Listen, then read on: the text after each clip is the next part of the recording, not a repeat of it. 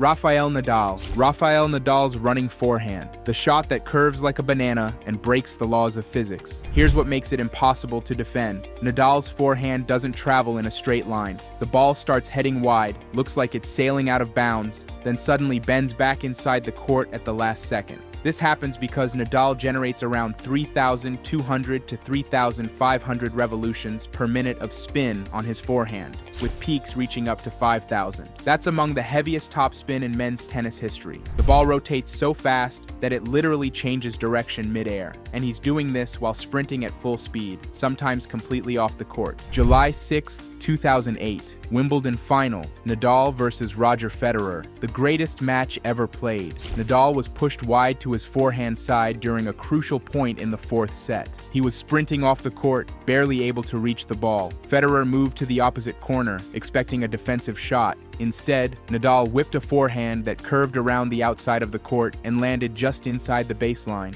The curve was so extreme that Federer didn't even attempt to run for it. He just watched it go by. This shot won Nadal 22 Grand Slam titles, 14 of them at the French Open, where the clay surface makes the ball kick up even higher after it bounces. Opponents knew it was coming every single time, but they still couldn't stop it. Player 2, Serena Williams, running cross-court forehand, the shot that turned defense into instant offense and dominated women's tennis for 2 decades. Most players hit their forehand with spin to keep the ball in play. Serena hit hers with spin and explosive power at the same time. She could be sprinting wide to her right, fully stretched out, barely balanced, and still crack a forehand cross-court that would land just inside the line at speeds most players couldn't handle. January 31st, 2015. Australian Open final against Maria Sharapova. Second set, Serena was down 0-30 in a crucial service game. Sharapova hit a deep ball to Serena's forehand side, forcing her wide off the court. Serena sprinted, planted her foot, and unleashed a running forehand cross-court that clipped the line at 78 miles per hour. Sharapova lunged but couldn't get her racket on it. The crowd erupted. Serena went on to win that game and the match. This shot was the foundation of her 23 Grand Slam titles, the most in the Open era for women. It wasn't just about power,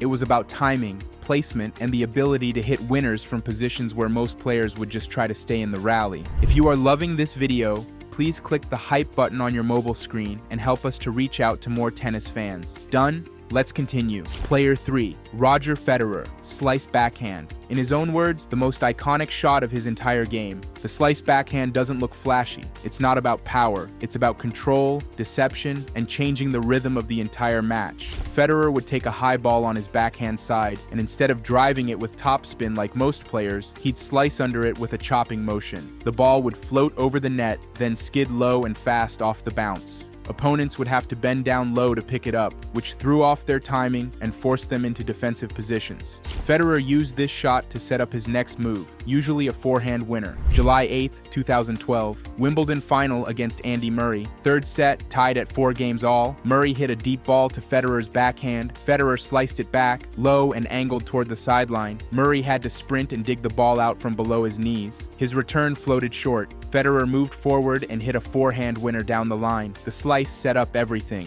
This shot helped Federer win 20 Grand Slam titles and 8 Wimbledon championships. It disrupted opponents, bought him time when he was in trouble, and turned defense into attack. The slice backhand was elegant, effective, and absolutely deadly in Federer's hands. Player 4, Steffi Graf, forehand, Fräulein Forehand. They called her Fräulein Forehand because this shot was her identity and her weapon of total destruction. Graf's forehand was revolutionary for women's tennis in the 1980s and 90s. She hit it with massive topspin and pace, but what made it special was her footwork. She would run around her backhand at every opportunity to unleash her forehand from any position on the court. Inside out, inside in, down the line, cross-court. It didn't matter. The ball came off her racket with power and precision that opponents simply couldn't match. She dictated every single rally with this shot. July 2nd, 1988, Wimbledon final against Martina Navratilova. Graf was chasing the Golden Slam, winning all 4 Grand Slams and the Olympic gold medal in the same year, something no one had ever done. First set, Graf was down 15-40 on her serve. Navratilova hit a deep return. Graf ran around her backhand and crushed an inside-out forehand that landed on the baseline. Navratilova couldn't get there. Graf held serve, won the set, and eventually won the match. She completed the Golden Slam 2 months later. This shot carried her to 22 Grand Slam titles total and cemented her legacy as one of the greatest players in tennis history. Player 5. Novak Djokovic. Sliding defensive backhand. Djokovic's backhand is the most reliable shot in modern tennis, but what makes it iconic is how he hits it while sliding on hard courts. When opponents hit a ball wide to his backhand side, Djokovic doesn't just run and reach. He slides into a full split position, stays perfectly balanced, and rips a backhand down the line or cross court with enough pace to put his opponent on the defensive. Most players would be happy just to get the ball back. Djokovic hits winners from that position. September 10, 2012.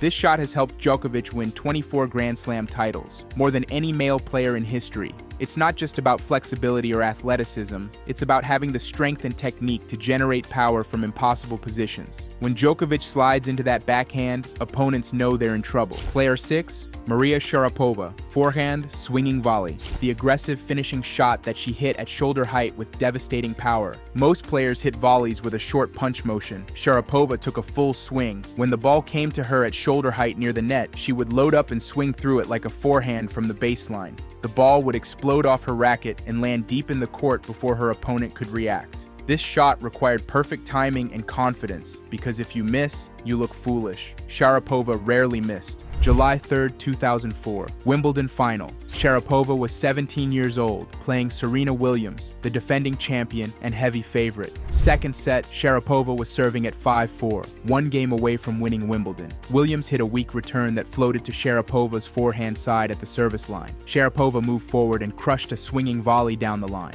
Williams didn't move. The ball was past her before she could react. Sharapova won the next point and the championship. That shot announced Sharapova as a major force in tennis.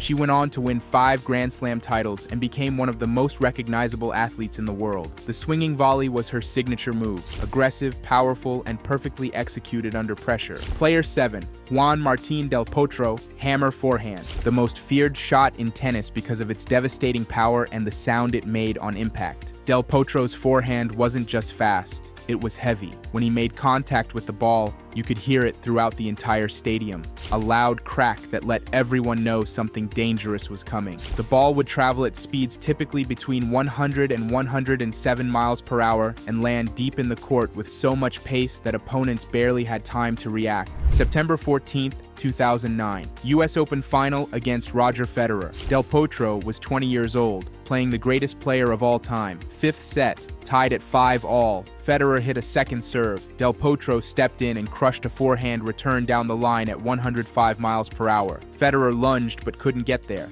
Del Potro broke serve, then held his own serve to win his first and only Grand Slam title. That forehand was the difference. The hammer forehand made Del Potro one of the most dangerous players on tour for over a decade. When he was healthy, nobody wanted to face that shot. It broke opponents' spirits and won him 22 career titles. Player 8. Stan Wawrinka. One-handed backhand. The most powerful single-handed backhand in modern tennis, hit with brute force that left opponents frozen. Most players hit their one-handed backhand with spin and placement. Wawrinka hit his with raw power. He would load up, take a massive swing, and drive the ball down the line or cross court at speeds typically between 70 and 80 miles per hour, with peaks reaching 85. That's faster than most players' forehands. The ball would stay low, travel flat, and explode off the court after it bounced. When Wawrinka was locked in, his backhand was the best shot in tennis. Unstoppable. June 7, 2015. French Open final against Novak Djokovic.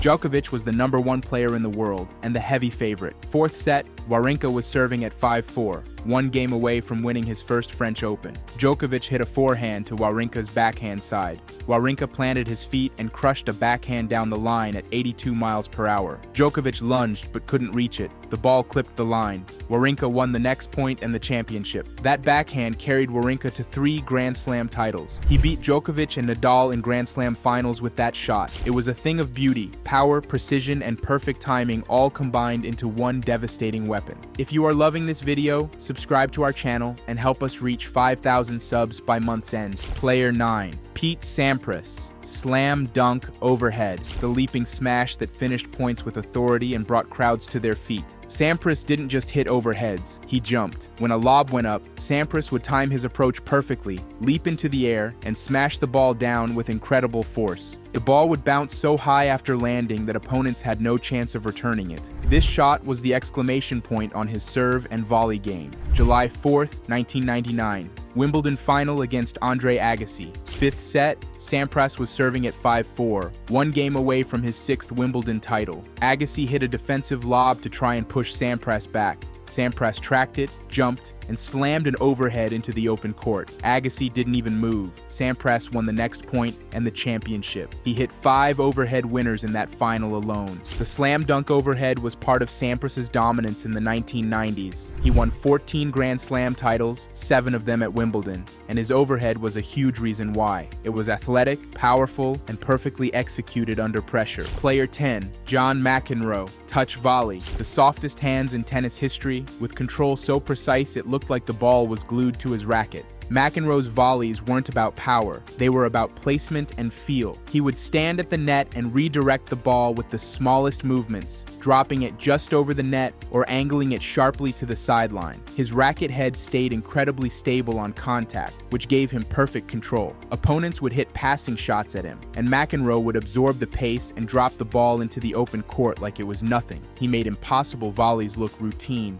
July 5th, 1980, Wimbledon final against Bjorn Borg. 4th set tiebreak, one of the most famous tie-breaks in tennis history. McEnroe was at the net. Borg hit a low passing shot aimed at McEnroe's feet. McEnroe bent down, kept his racket steady, and hit a half volley that dropped just over the net. Borg sprinted forward but couldn't reach it. McEnroe won the tiebreak 18-16. He lost the match in 5 sets, but that volley was pure artistry. McEnroe's touch volleys helped him win 7 Grand Slam titles and dominate the 1980s. His net play success rate was estimated at over 70% in key matches. He made serve and volley tennis look like an art form. When McEnroe was at the net, opponents knew they had to hit a perfect shot or the point was over. These were the signature shots that defined generations of tennis. Shots that turned players into legends and gave us moments we'll never forget. From Nadal's impossible curves to McEnroe's soft hands, each one tells a story of mastery and dedication. If you enjoyed this breakdown, hit the like button and subscribe for more tennis content. Let me know in the comments which signature shot is your favorite. Thanks for watching.